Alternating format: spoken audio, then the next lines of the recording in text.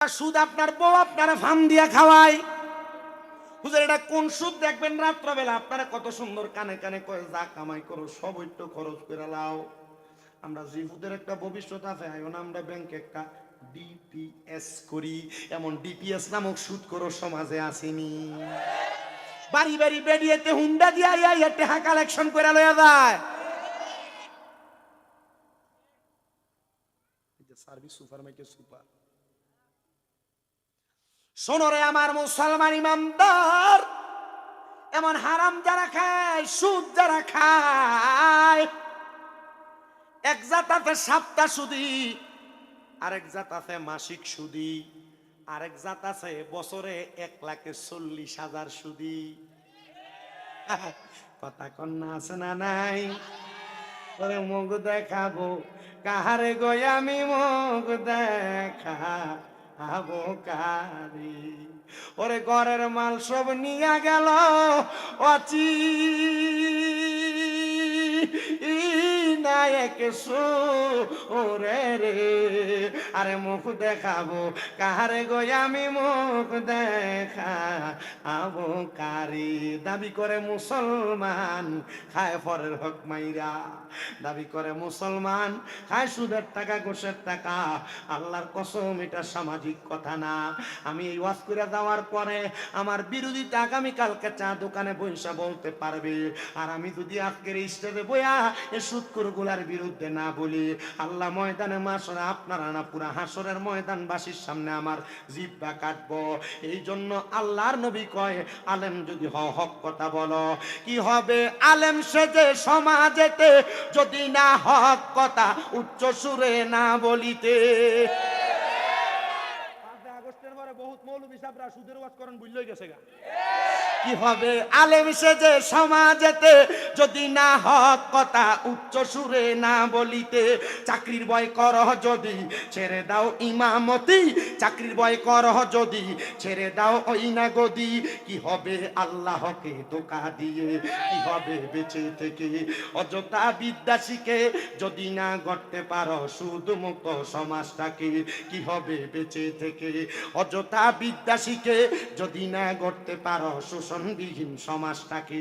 এবার আপনারা বলেন, সমাজকে সুন্দর করার জন্য এমন মাদক সুদ ঘুষ হারাম কাজগুলা বর্জন করার দরকার আছে না নাই?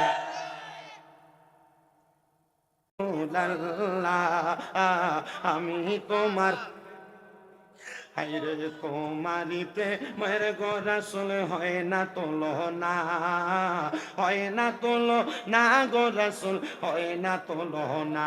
বলেন তোমারি প্রেমের গো রাসূল হয় না তোলো না, হয় না তোলো না গো রাসূল, হয় না তোলো না। তোমার প্রেমে জিন্দা হইল উস্তুনে হান্নানা ইয়া রাসূলুল্লাহ।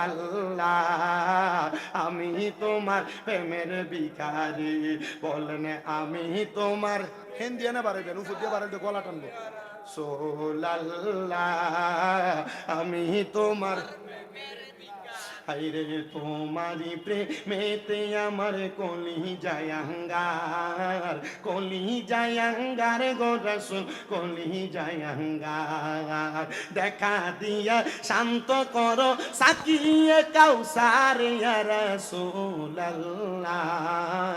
আমি তোমার প্রেমের ভিখারি। বলেন আমি তোমার প্রেমের ভিখারি ইয়া রাসূলুল্লাহ। আমি তোমার সোনারে আমার এই কুমিল্লা সদরের ধনপুর এলাকার যুবক ভাই, এ মুরব্বী বাবা, আল্লাহর নবী রাহমাতুল লিল আলামিন নবী মদিনার তাজেদার হুজুর নূর সাল্লাল্লাহু আলাইহি ওয়াসাল্লাম নবী আমার ঘোষণা করে, উম্মত তোমরা শুনে রাখো, কেমনে আদম বানাইলো সেই ধারাবাহিকতাটা তোমরা জানবা। যদি জানতে পারো তাহলে তোমরা তোমাদের নিজের অস্তিত্বের প্রমাণ প্রকাশ করতে পারবা। নবীর উম্মত অন্তরের কানটা লাগে শুনুন। হযরতে ফেরেশতা ইসরাফিল আলাইহিস সালাতু ওয়াস সালাম চলে গেলেন আমার আল্লাহ তাআলার কাছে। ডাক দিয়া কয়, গো আল্লাহ তাআলা, আমি তো দুনিয়ার জমিন থেকে মাটি আনতে পারি নাই। কারণটা কি বলো? আল্লাহ মাটি বলছে আদম নাকি সন্ত্রাস করবে, রাহাজানি করবে, হত্যাকাণ্ড পরিচালনা করবে। আল্লাহ, আমি মাটি আনতে পারবো না আদম তৈরির জন্য। আমার আল্লাহ তাআলার চতুর্থ নাম্বার সর্বশ্রেষ্ঠ 4টা ফেরেশতার মধ্যে একটা ফেরেশতা যার নাম হলো মালাকুল মাউত আজরাইল। তখন তিনার নাম মালাকুল মাউত আজরাইল ছিল না, তখন তিনার নাম ছিল শুধু আজরাইল। মালাকুল মাউত নামটা কখন পড়ছে একটু মনোযোগ দিয়া শোনেন। হযরতে আজরাইল আলাইহিস সালাতু ওয়াস সালামকে আমার আল্লাহ তাআলা আদেশ করলেন, আজরাইল যাও যাও যাও, আদম তৈরির জন্য তুমি মাটি সংগ্রহ করো। হযরত আজরাইল আলাইহিস সালাতু ওয়াস সালাম জমিনে আগমন করলেন। আজরাইল সমস্ত পৃথিবীর সব জায়গার মধ্যে ঘুরতে লাগলেন, কোন জায়গার মধ্যে আজরাইল মাটি সংগ্রহ করতে পারেন নাই। কারণটা কি জানো? আমার আল্লাহ কয় আজরাইল আলাইহিস সালাতু ওয়াস সালাম সমস্ত পৃথিবীর সব জায়গার মধ্যে যাইবা, যে জায়গার মধ্যে তুমি আজরাইলের নুরানি কদম প্রবেশ করবে ওই জায়গার মাটি তুমি আদম বানানোর জন্য নিয়ে আসবা। ধনপুর এলাকার জ্ঞানী গুণী মুসলমান শোনো রে, আজরাইল আলাইহিস সালাতু ওয়াস সালাম চলে গেলেন, আবার দুনিয়ার জমিনের মধ্যে আসলেন। আপনারা যে যে জায়গার মধ্যে বসে আছেন, এ কুমিল্লা শহর না শুধু, সারা বাংলাদেশ না শুধু, পৃথিবীর যতগুলা রাষ্ট্র আছে প্রত্যেকটা রাষ্ট্রের প্রত্যেকটা অংশে অংশে মালাকুল মাউত আজরাইল আলাইহিস সালাতু ওয়াস সালাম কদমটা পড়েছে, কিন্তু আজরাইলের পাও কোনো জায়গার মধ্যে ডুবে নাই। বর্তমান যে বাইতুল্লাহ শরীফ, ওই কাবা শরীফের মধ্যস্থতা বরাবর যখন আজরাইল আগমন করলেন, আজরাইলের ডান কদম মুবারকটা জমিনের মধ্যে প্রবেশ করতে লাগলো। জমিনের মধ্যে যখন প্রবেশ করে আজরাইল যখন জমিনের মধ্যে আবার থাবাটা রাখলেন, হাতটা রাখলেন, হাতটা রাখার সাথে সাথে জমিন ডাক দিয়ে বলে, আজরাইল আমারে দুনিয়ার মানুষ বানানোর জন্য এই জমিন থেকে তুমি নিয়ে যাও না। আজরাইল তার কথা শুনলেন না। আজরাইল বলে, জমিন আল্লাহ তাআলার আদেশ, আল্লাহর হুকুম বিদায় আমি তোমার কথা রাখতে পারলাম না। এবার আপনারা বলেন, আল্লাহর হুকুম যে জায়গায়, মানবের হুকুম কি সে জায়গায় চলে নাকি? কথা কয় না। আল্লাহর হুকুম যে জায়গায়, মানবের হুকুম সে জায়গায় চলে নাকি? তো আল্লাহ হুকুম করে সুদ খাইস না, মানব দি তুই সুদ খাস। আল্লাহ হুকুম করে পরের হক মেরে খাইস না, মানব দি তুই পরের হক মেরে খাস। আল্লাহ হুকুম করে হারাম খাইস না, মানব দি তুই হারাম খাস। খাইতে খাইতে তোর জীবনটা একবার বরবাদ হয়ে গেছে। শুধু বরবাদ হয় নাই, বরবাদ হয় নাই রে, আগে বাড়ি বাড়ি বেড়াইত মানুষের সুদ খাইতো, এখন আর বেড়া মানুষ সুদ খায় না রে, সুদ খায় না। চাচার কাছে টাকা হাওলা চলে, কয় আমার কাছে নাই, তো চাচির কাছে ছায়া দেখ তার বইনে দিছিল সাইল্লা দিবার লাগিয়া। আপনারা কোন বেরিয়াইতের বইনের নাম দিয়ে সুদের উপরে টাকা লাগায়, এমন বেরিয়াই তো ধনপুর এলাকায়, সোনার কুমিল্লায় আছে না নাই? আছে না নাই?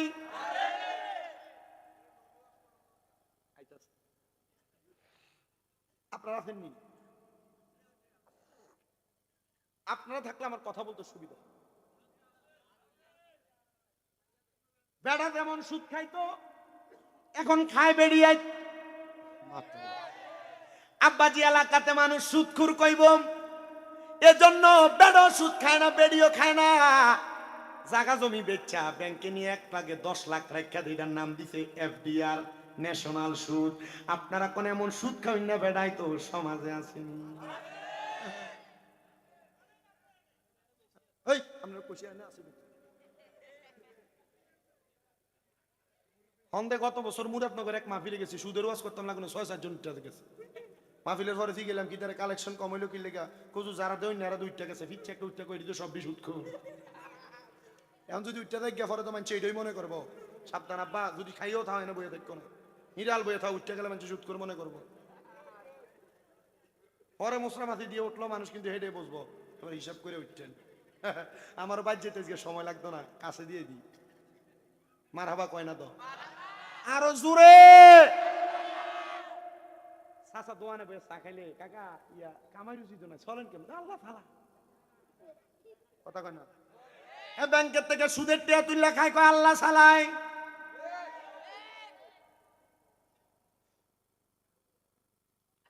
আরেকটা সুদ আপনার বউ আপনারা ফার্ম দিয়ে খাওয়ায়, হুজুর এটা কোন সুদ দেখবেন রাত্রবেলা আপনারা কত সুন্দর কানে কানে কয়ে যা কামাই করো সব একটু খরচ করে লাও। আমরা জিফুদের একটা ভবিষ্যৎ আছে, এখন আমরা ব্যাংকে একটা ডিপিএস করি, এমন ডিপিএস নামক সুদ করো সমাজে আসেনি। বাড়ি বাড়ি বেরিয়েতে হুন্ডা দিয়া ইয়া টাকা কালেকশন করে লয়া যায়। সার্ভিস সুপার মাইকে সুপার। শোনরে আমার মুসলমান ইমানদার, এমন হারাম যারা খায়, সুদ যারা খায়, এক জাত আছে সাপ্তাহ সুদি, আরেক জাত আছে মাসিক সুদি, আরেক জাত আছে বছরে 1,40,000 সুদি। কথা কন্যা আছে না নাই? ওরে মুখ দেখাবো কাহারে গো আমি মুখ দেখাবো কারে? ওরে ঘরের মাল সব নিয়ে গেল অচি নায়ক ওরে রে, আরে মুখ দেখাবো কাহারে গো আমি মুখ দেখাবো কারে? দাবি করে মুসলমান খায় পরের হক মাইরা, দাবি করে মুসলমান খায় সুদের টাকা ঘুষের টাকা। আল্লাহর কসম এটা সামাজিক কথা না। আমি এই ওয়াজ করে দেওয়ার পরে আমার বিরোধীটা আগামীকালকে চা দোকানে বইসা বলতে পারবে, আর আমি যদি আজকের স্টেজে বইয়া এ সুদখোরগুলার বিরুদ্ধে না বলি, আল্লাহ ময়দানে মাশরে আপনারা না পুরা হাসরের ময়দানবাসীর সামনে আমার জিহ্বা কাটবো। এই জন্য আল্লাহর নবী কয়, আলেম যদি হক কথা বলো, কি হবে আলেম সেজে সমাজেতে যদি না হক কথা উচ্চ সুরে না বলিতে। আগস্টের পরে বহুত মৌলবী সাহেবরা সুদের ওয়াজ করেন বুঝলই গেছে গা। কি হবে আলেম সেজে সমাজেতে যদি না হক কথা উচ্চ সুরে না বলিতে। চাকরির ভয় করহ যদি ছেড়ে দাও ইমামতি, চাকরির ভয় করহ যদি ছেড়ে দাও ওই না গদি। কি হবে আল্লাহকে ধোঁকা দিয়ে, কি হবে বেঁচে থেকে অযথা বিদ্যা শিখে যদি না গড়তে পারো সুদ মুক্ত সমাজটাকে। কি হবে বেঁচে থেকে অযথা বিদ্যা শিখে যদি না গড়তে পারো শোষণবিহীন সমাজটাকে। এবার আপনারা বলেন, সমাজকে সুন্দর করার জন্য এমন মাদক সুদ ঘুষ হারাম কাজগুলা বর্জন করার দরকার আছে না নাই? শুনেন, একটু ধৈর্য দিয়া শুনেন।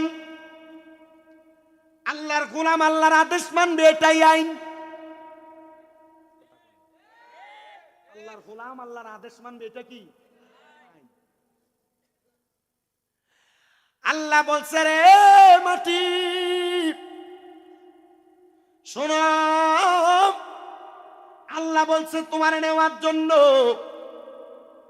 তুমি আমাকে নিষেধ করবা না, আমি তোমার মায়াতে পড়ব না। একটা খাবলা দিছে 40 মন। কয় মন? কয় মন? 40টা মন মাটি নিয়ে গেছে আল্লাহ তাআলার সামনে। আজরাইল, কেমনে রে মাটি? আল্লাহ তোমার আগে হযরত জিবরাইল গেছে, মিকাইল গেছে, ইসরাফিল গেছে, কেউ আনতে পারে নাই, তুমি কেমনে? আল্লাহ, আল্লাহ আপনি বলছেন আমি আপনার গোলাম, আমি আনতে পারবো না, এটা হতে পারে না। আল্লাহ কয় যে তো তুমি মায়া করো নাই, আমি আল্লাহ তুমি আজরাইল রে মালাকুল মাউত, মৌতের ফেরেশতা হিসেবে তোমার নাম রাখলাম। কি এর ফেরেশতা? মানে এখন থেকে তুমি মানবের রূহ কবজ করবা, রূহ কবজ করবা। আজরাইল খুশি হয়ে গেছে রে, দুইটা সেজদা দিছে আমার আল্লাহর কুদরতি কদমে। আল্লাহ খুশি হইয়া আজরাইলকে কিয়ামতের আগ পর্যন্ত ফেরেশতাইনি হায়াত দিয়া দিলেন। ওই ফেরেশতানি হায়াতরা পাইয়া আজরাইল আলাইহিস সালাম মানুষের গিরায় গিরায় রুহুই রুহে মানুষের রক্তে শিরায় শিরায় প্রবেশ করার অনুমতি পাইলেন। কেন রে? কেন প্রবেশ করবা? ডাক দিয়া কয়, মালিক যদি তোমার বান্দাদেরকে প্রত্যেকটা রক্তের শিরায় শিরার মধ্যে প্রবেশ না করা যায়, শয়তান তো ধোঁকা দিতে পারবে না, এটা শয়তানের কথা। হাইরে আমার আল্লাহ তাআলা ঘোষণা কইরা জানায়া দেয়, বান্দার দল শোনো, আমার কাছে শয়তানকে যখন আমি আল্লাহ তাআলা আবেদ থেকে কুতুব থেকে সলে আমি আল্লাহ যখন শয়তান বানাই, শয়তান আমার কাছে এক নাম্বার চাইছে, আল্লাহ আমারে আপনি কিয়ামত পর্যন্ত হায়াত দান করেন। 2 নাম্বার আমারে আপনি হায়াত দেওয়ার পরে একটা ক্ষমতা দেন, আমি যেন আদমের রক্তের শিরায় শিরায় প্রবেশ করতে পারি। আল্লাহ আপনি 3 নাম্বার আমারে আরেকটা ক্ষমতা দেন, আমি যেন আদমদেরকে ধোঁকা দিতে পারি।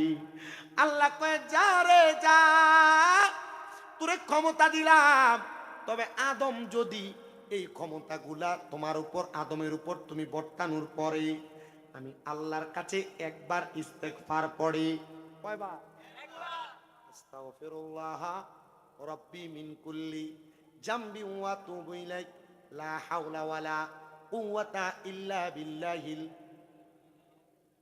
যদি বান্দা ইস্তেগফার তার জবান দ্বারা একবার পড়ে, ওই বান্দাটা হাজার রকমের ধোঁকা দিলে ওই বান্দা সেই ধোঁকায় পড়বে না। এবার আযরাইল আলাইহিস সালাতু ওয়াস সালাম ডাক দিয়ে কই, আল্লাহ তাহলে কাদের রূহটা আমার কবজ করতে কষ্ট হবে? ঈমানওয়ালার, আমি আমার ওয়াজের প্রথম দিয়া বলছি, ঈমানওয়ালার কাছে আযরাইল কয়বার জানিয়ে আইব? এই তো মারহাবা, সচেতন শ্রোতা, কয়বার আসবে? একবারকে জবাব দেন, কয়বার?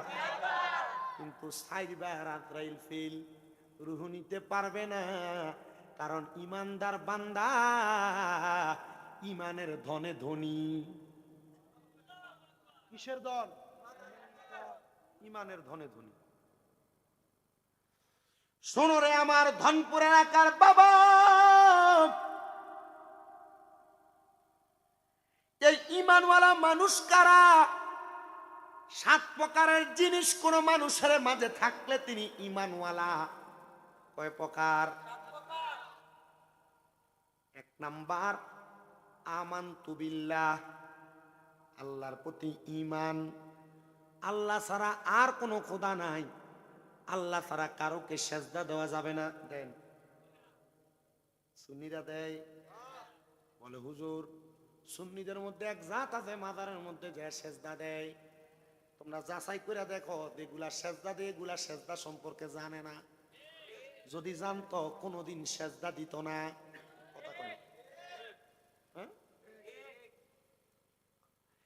1 নাম্বার আল্লাহকে খোদা বলে জানাম, আল্লাহর প্রতি ঈমান আনাম, আল্লাহ ছাড়া আর কাউকে খোদা মনে না করা, মাছের পূজা, গাছের পূজা, মূর্তির পূজা, সূর্যের পূজা না করা, আল্লাহর কাছে চাওয়া 1 নাম্বার গেল। 2 নাম্বার ওয়া মালাইকাতিহি, ফেরেশতাদের প্রতি ঈমান আনা। কেমনে গো ফেরেশতার প্রতি ঈমান কেমনে আনবা? আল্লাহ তাআলা তোমার 2 কাঁধের মধ্যে 2 জন ফেরেশতা দিলেন, মারহাবা কয় না? কিরামান কাতিবিন, 2 জন লিখক ফেরেশতা।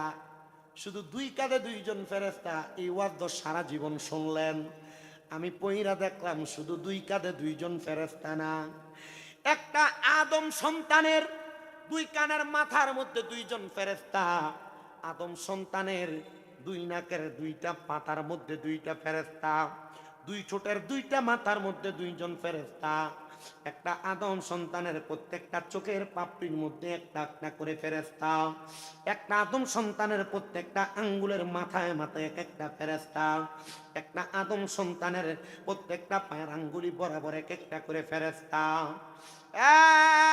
মুসলমান, এগুলা নিয়ে যখন কবরে যাবে, ফেরেশতারা তোমার দুনিয়ার এবং আখিরাতের সব জিন্দেগি জীবন কাহিনী সব লিপিবদ্ধ করে লিখে রাখে।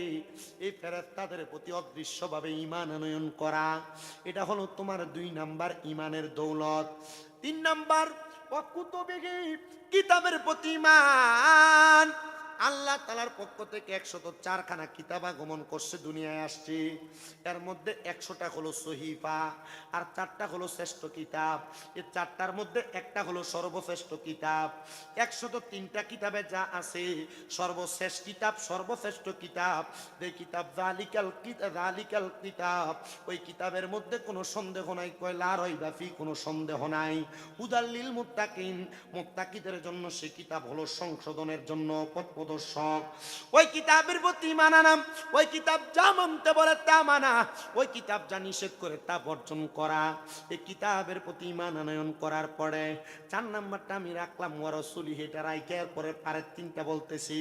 রসুলের প্রতি ঈমানের বিষয়টা আমি সর্বশেষ বলবো, কারণ এই ঈমানটা যদি না থাকে, আগের 3টার ঈমান থাকলে লাভ নাই। রসুলের প্রতি ঈমান না থাকলে পরের 3টার প্রতি ঈমান থেকে কোনো লাভ নাই। তো এই বিষয়টা আগে পরে জানবো, আগে যে বিষয়গুলো আপনার জন্য একবারে কম পালনীয় সেগুলো একটু বইলা দিয়া যায়। ওয়া রাসূলির পরে ওয়াল ইয়াউমিল আখিরি, আখিরাতের প্রতি বিশ্বাস করাম। আপনি মরবেন, মরার পরে কবর, হাসর, মিজান, ফুলসেরাত, এই জায়গাগুলা ত্যাগ করার পরে হয় আপনার জান্নাত হয় আপনার জাহান্নাম, 2টা জায়গায় আপনাকে যাওয়া লাগবে। ওই আখিরাতের প্রতি ঈমান আনা, পরকালের প্রতি ঈমান আনা। ওয়ালিয়াউমিল আখির, এরপরে বলে ওয়াল কদরি খায়রি ওয়া শাররিহি, তকদিরের ভালো এবং মন্দের প্রতি ঈমান আনা। আপনি 2 টাকা কামাই করেন আর 2000 টাকা কামাই করেন, ধৈর্য ধারণ করবেন, ধৈর্য ধারণ, যে হ্যাঁ আমি কম কামাই করি, তবে আমি আমার তকদিরের প্রতি বিশ্বাস রাখি। আল্লাহ আমার তকদিরে 200 টাকা দৈনিক ইনকাম রাখছে, 500 টাকা রাখছে, আমি আফসোস করব না। হ্যাঁ, না না না, আমার আল্লাহ তাআলা আমার কেন এর চাইতে বেশি দিল না, আমার আল্লাহ কেন আমারে কম প্রদান করলো। এই তকদিরের ভালো এবং মন্দের প্রতি বিশ্বাস করা। দামি বিল্ডিং এ কোনো মানুষ ঘুমায়, আফসোস করা যাবে না, আমার আল্লাহ কেন বিল্ডিং এর মালিক বানায় না। আবার বেড়ার ঘরে ঘুমায় কোনো মানুষ, আফসোস করা যাবে না, আমি বেড়ার ঘরে একটা টিনের ঘর কেন দিতে পারি না। আমার আল্লাহ তাআলা তোমার জন্য লা ইউকাল্লিফুল্লাহু নাফসান ইল্লা উসআহা, আমার আল্লাহ তোমার সাধ্যের বাহিরে কোনো কিছু চাপায়া দেয় নাই। আমার আল্লাহ তোমার যা সাধ্যে আছে, তকদিরে আছে, নসিবে আছে, সব দিছে। তুমি টিনের ঘরে ঘুমানোর যোগ্য বিদায় আল্লাহ তোমার টিনের ঘরে রাখে। যে 5 তলায় ঘুমানোর যোগ্য, আল্লাহ তারা 5 তলার মধ্যে ঘুমলো আয়। তুমি 500 টাকা ইনকাম করার যোগ্য, আল্লাহ তোমারে 500 টাকাই দেয়। যে 5000 5 লাখ টাকা দৈনিক ইনকাম করার যোগ্য, আল্লাহ তারা 5 লাখ টাকা 5000 টাকাই দেয়। আল্লাহর দরবারে আফসোস কইরো না, আমার আল্লাহর দরবারে শুধু শুকরিয়া আদায় করবা। ওয়াল কদরি খায়রি ওয়া শাররিহি মিনাল্লাহি তাআলা ওয়াল বাসি বাদাল মাউত, মৃত্যুর পরে আমার আল্লাহ তাআলা তোমারে আমারে সমস্ত মানব জাতিরে আবার উত্তোলন করবে, সেটার প্রতি বিশ্বাস আনয়ন করা। কুমিল্লা আদর্শ সদরের ধনপুর এলাকার যুবক মুরব্বী বাবা, শোনো গো শোনো, অন্তরের কানটা লাগে শোনো। তাহলে আমরা প্রথম পাইলাম 3টা, আল্লাহর প্রতি ঈমান, ফেরেশতার প্রতি ঈমান, কিতাবের প্রতি ঈমান। শেষে পাইলাম 3টা, ইয়াউমিল আখিরের প্রতি ঈমান, তকদিরের ভালো মন্দের প্রতি ঈমান, মরার পরে আবার আল্লাহ পুনরুজ্জীবিত করবে সেটার প্রতি ঈমান। এই 2 দিকে 3 রাইখা মাঝখানে একটা রাইখা গেলাম বড় রাসূলিহি, রাসূলের প্রতি ঈমান। আমাদের সমাজে, আমাদের পরিবারে, সোশ্যাল মিডিয়ার মাধ্যমে আমাদেরকে কতভাবে বুঝাই, নবী মুহাম্মদুর রাসূলুল্লাহ সাল্লাল্লাহু আলাইহি ওয়াসাল্লাম নবী আমাদের মতো দোষে গুণে পড়া একজন সাধারণ মানুষ। তুমিও সেটা মাইনা নাও, তুমি সেটা মাইনা নাও। শোনো, এই ঈমান যদি তোমার থাকে, এই বিশ্বাস যদি তোমার থাকে, তাহলে তোমার ইমাম তালাক হয়ে যাবে। বলে হুজুর কেন এই কথাটা বললেন? আল্লাহ না কোরআনে বলছে, কুল ইন্নামা আনা বাশারুম মিসলুকুম ইউহা ইলাইয়া। আল্লাহ না বলতে হাবিব আপনি বলে দেন, ইন্নামা আনা বাশারুম মিসলুকুম ইউহা ইলাইয়া, আমি তোমাদের মতো একজন মানুষ, তবে পার্থক্য হলো আমার কাছে ওহী আসে, তোমাদের কাছে ওহী আসে না। এবার আপনারা বলেন, এ মালাটা বানাইছে কি দিয়া? জোরে কোন?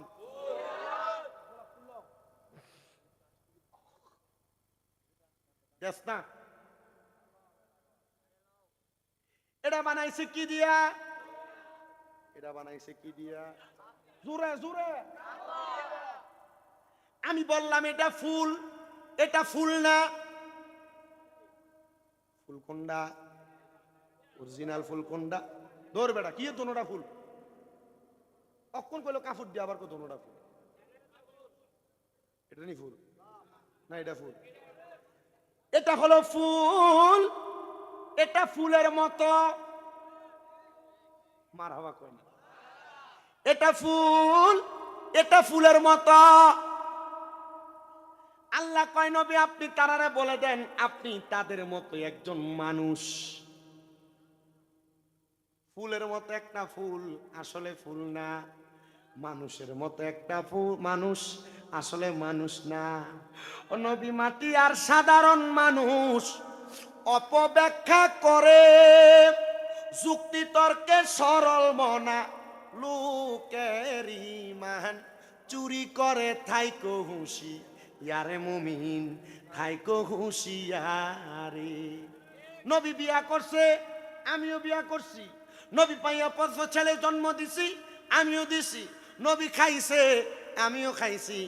অথচ নবী আমাদের মতোই জিনা। ওরে নূর নবীজির ৩টি সূরত শোনো হে নবীজির উম্মত, প্রমাণ করে হাদিস আর কোরআন। কয় সূরত? নূর নবীজির ৩টি সূরত শোনো হে নবীজির উম্মত, প্রমাণ করে হাদিস আর কোরআন।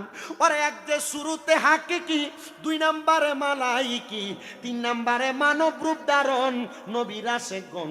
গাইবই আমরা কামলিওয়ালার শান, বলেন গাইবই আমরা নূর নবীজির শান, নবীর আশেকান গাইবই আমরা নূর নবীজির।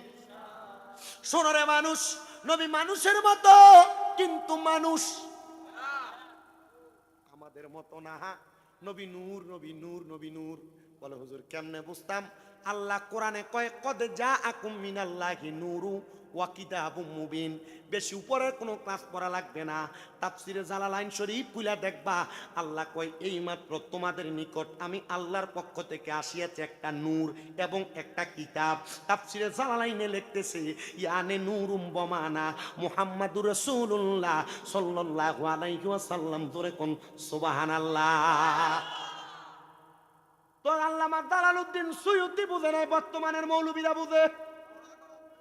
আল্লামা জালালউদ্দিন মুহুল্লি বুঝে নাই, বর্তমানের হুজুররা বুঝে। ইউটিউব মৌলবী আর ফেসবুক মৌলবী কত সুন্দর করে নবীরা আমরার মতো মানুষ কয়। এই আয়াতটা কোন মুমিনের জন্য নাযিল হয় নাই, এই আয়াতটা একটা কাফেরের জন্য নাযিল হইছে। এখন কাফেররে যদি আমার আল্লাহ তাআলা আয়াত নাযিল করে বোঝায়, কাফের উপর আয়াত নাযিল হওয়া আয়াত যদি আপনি আমল করেন তাহলে আপনিও তো কাফের হই। কথা কয় না ঠিক না বেঠিক? বলে হুজুর আল্লাহ কেন নবীরে মাটির মানুষ আমাদের মতো মানুষ বললো? আল্লাহ কইছে না তো, আল্লাহ নবীরে কইছে আপনি তারারে কোন কারে কইতো? তারারে। তারা কারা এবার শুনেন, তারা কারা শুনেন, নাম বলার দরকার নেই। তারা কারা? আল্লাহর নবীরে আবু জাহেল বলতেছে মুহাম্মদ তুমি না আমার ভাতিজা, তুমি আমার কি ইয়া, তুমি বলতেছো আব্দুল্লাহর বেটা হইয়া তুমি নবী। তো তুমি যদি নবী হও, ইয়া আসমানের তারকাডারে এই চন্দ্রডারে ভাগ করে দেখো। মুহাম্মদুর রাসূলুল্লাহ হাতের ইশারা দিছেন। আবু জাহেলের সামনে মানুষের অভাব নাই। মুহাম্মদুর রাসূলুল্লাহ জাদু জানে, যাও না তার কাছে, তোমাদেরকে ধ্বংস করে দিব। মানুষ আর নবীদের কাছে আসে না, মানুষ আর নবীদের কাছে। আমরা সমাজে এমন অনেক কিলিকবাজ আছে, বালাদে মানুষটা এটার নামে দোয়ানে বইয়া বইয়া শুনছিস নি আর কি এটা করছে। এখন এ বালা মানুষ হওয়ার কারণে, শুধু একমাত্র কিলিকবাজির কারণে এ বালা মানুষের কাছে আর মানুষও যায় না, আছে না? আবু জাহেল কইছে মুহাম্মদ জাদু জানে। আসলে কি মুহাম্মদ জাদু জানে? সব খেলা কি রঙের খেলা খেলছো দয়াল রে, তোমার খেলা চমক। লাস্ট 4 দিন ওয়াজে মাঝখান দিয়ে একটা গজল গাইছি, লাস্ট 4 দিন ওয়াজের মাঝখান আজকে গজল গাইতেছে। আসলে মূল কাহিনী হলো যে এলাকা থাকে শরীরটা একটু গরম হয়।